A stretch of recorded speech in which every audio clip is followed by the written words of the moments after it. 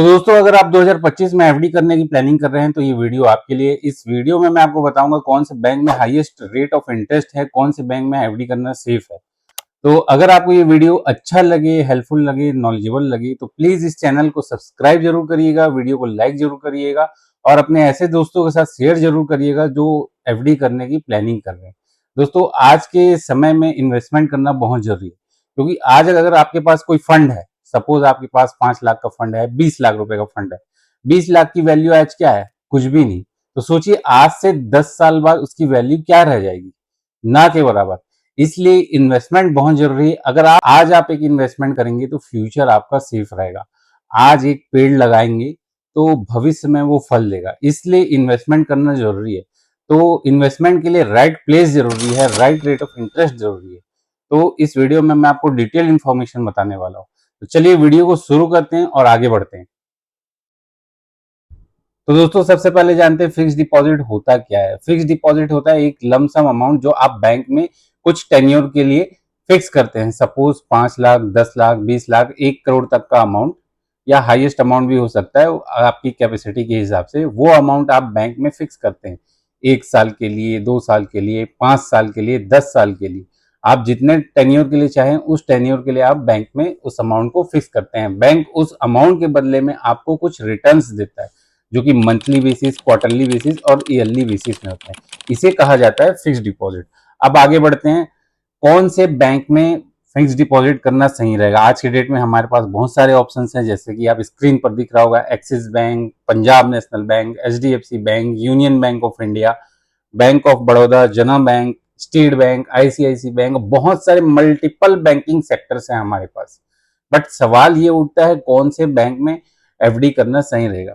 अब चलिए एक नजर देखते हैं हम रेट ऑफ इंटरेस्ट पे। आज के दौर में 2025 में ऐसी कौन से टॉप 20 बैंक्स है जो हाईएस्ट एफडी रेट्स ऑफर कर रहे हैं। तो चलिए, ये कुछ आपको स्क्रीन पर लिस्ट दिख रहा होगा। जैसे कि बंधन बैंक आपको दे रही है 7.30% पर एनम, डीसीबी बैंक दे रही है 7.20% पर एनम, आरबीएल बैंक दे रही है 7.20% per annum, capital small finance दे रही है आपको 7.15% पर एनम। इसी तरीके से AU bank, Central Bank of India, Yes Bank, IndusInd Bank, Unity Bank, Federal Bank, Bank of India, अलग अलग बैंकों के रेट ऑफ इंटरेस्ट आप यहाँ पर देख सकते हैं, जो कि आज के डेट में highest rate of interest offer कर रही है। अब देखिए, उससे भी ज्यादा हाईएस्ट रेट ऑफ इंटरेस्ट देने वाली स्मॉल फाइनेंस बैंक्स, जैसे कि स्लाइस स्मॉल फाइनेंस बैंक आपको ऑफर कर रही 8.50% पर एनम, जो कि सबसे ज्यादा हाईएस्ट है। और इस बैंक का नाम आज तक तो बहुत लोगों ने सुना भी नहीं होगा। उसी तरीके सूर्योदय स्मॉल फाइनेंस बैंक आपको ऑफर कर रही 8.20% पर एनम। जना स्मॉल फाइनेंस बैंक ऑफर कर रही है आपको 8% पर एनम। इसी तरीके से बहुत सारी Utkarsh, Shivalik, ESAF small finance bank, SBM, Ujjivan, Equitas, बहुत सारे स्मॉल फाइनेंस बैंक्स हैं जो कि highest rate of interest offer कर रही है as compare to large banks. But क्या इन बैंक्स में एफडी करना सेफ रहेगा, मैं आपको आगे बताऊंगा। अब चलिए एक नजर डालते हैं हमारे गवर्नमेंट सेक्टर बैंक्स में कि गवर्नमेंट सेक्टर बैंक्स क्या रेट ऑफ इंटरेस्ट ऑफर कर रहे हैं। जैसे कि आप देख सकते हैं, bank of Baroda 6.60, bank of India 6.60, bank of Maharashtra 6.70, Canara bank 6.50, Indian bank 6.70। इसी तरीके से बहुत सारी बैंक्स है यहाँ। स्टेट बैंक भी देख सकते हैं जो कि 6.60 ऑफर कर रही है highest rate of interest. But ये गवर्नमेंट बैंक्स ऑफ हैं जो कि कम रेट ऑफ इंटरेस्ट ऑफर कर रही हैं, बट मेरे हिसाब से ज्यादा सेफ हैं।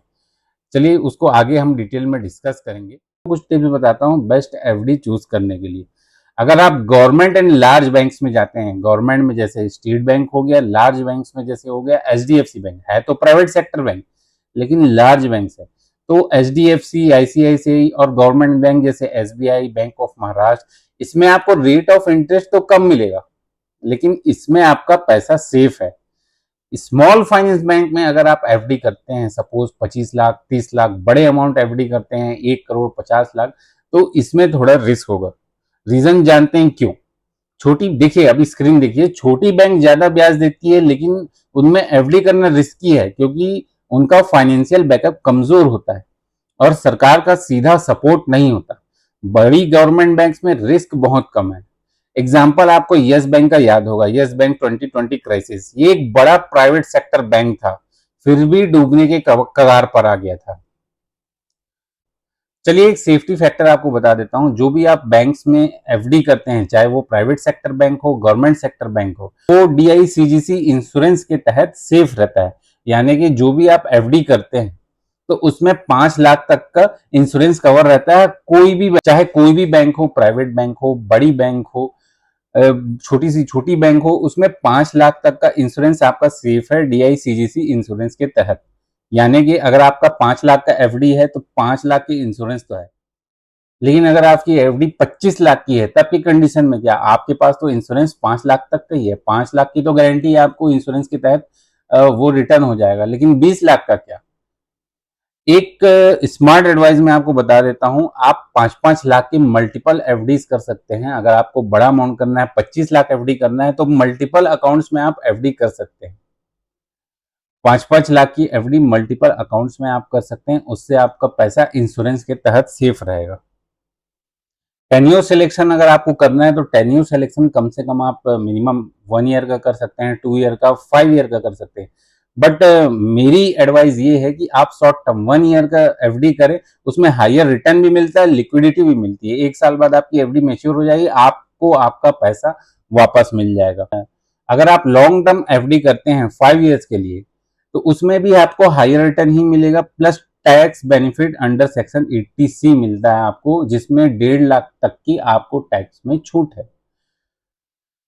तो दोस्तों ये वीडियो यहाँ पर कंप्लीट हो चुका है। आपने देखा कौन से बैंक्स में हायर रेट ऑफ इंटरेस्ट मिल रहे हैं और कौन से बैंक में एफडी करना सेफ है, और क्या पोटेंशियल रिस्क हैं अगर आप government sector bank, private sector banks में एफडीज करते हैं तो, और आपका कितना पैसा सेफ है।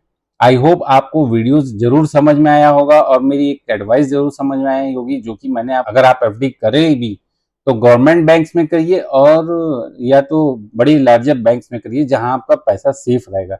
क्यों? क्योंकि स्मॉल फाइनेंसिस बैंक में गवर्नमेंट का सपोर्ट नहीं रहता, ये बहुत ही नई बैंक रहती हैं।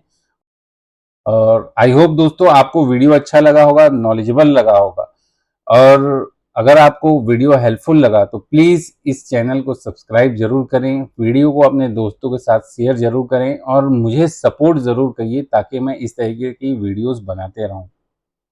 धन्यवाद, मिलते हैं नेक्स्ट वीडियो में।